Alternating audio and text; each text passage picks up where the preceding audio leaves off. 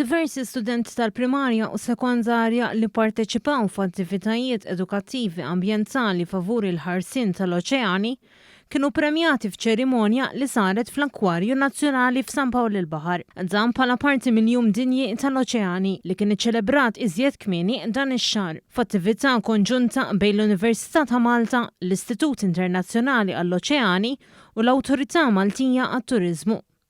Il-bijologu tal-IBḵRA Alan Deidun sostna li f'dan l-avveniment li issa daħal fil-5 sena tiegħu jara li l-istudenti jagħmlu riċerka u jieħdu sehem fi kwiż dwar l-oċeani. Nagħmlu dal-event għall-iskejjel biex kemm jista' jkun nippromovu kultura akbar ta' għarfien dwar l-ibħra tagħna, dak li ngħidulu ocean literacy. Il-professur Deidun semma li din is-sena minkejja l-isfidi tal-COVID-19 ipparteċipaw iżjed studenti minn qatt qabel. Ma stennejniex dal-ammont ta' konkurrenza, x'infatti kważi 500 tifel u tifla minn skejjel primarji u sekondarji pparteċipaw, ma stennejniex li ħajkun numru daqshekk kbir, iktar u iktar meta tqis li l-quiz kien miftuħ biss online għal perjodu qasir. Ir-rebbieħa kienu premjati b'kontba filwaqt li daw kollha li ħadu sehem kellhom ċans iżuru l-Akkwarju Nazzjonali f'Pawl il-Baħar.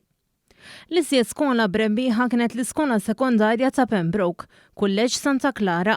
L-assistent kap tal-iskola Dorien Ferrante sostniet li din l-inizjattiva kienet waħda ferm utli għall-istudenti.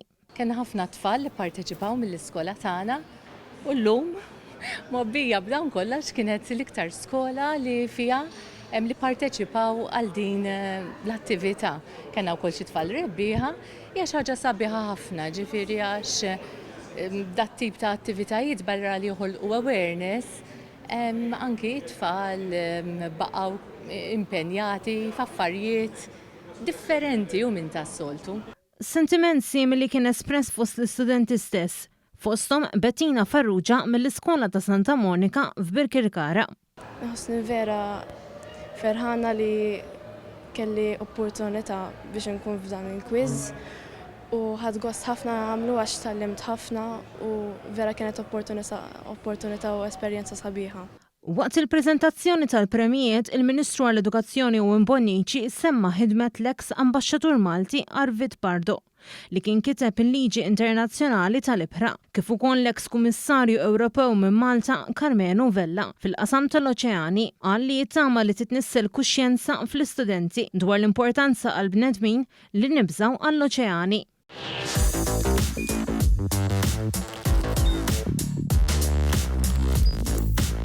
Idħol fuq one.com.mt u hemmhekk tista' tara l-programmi kollha li jxandru fuq One permezz ta' One Play.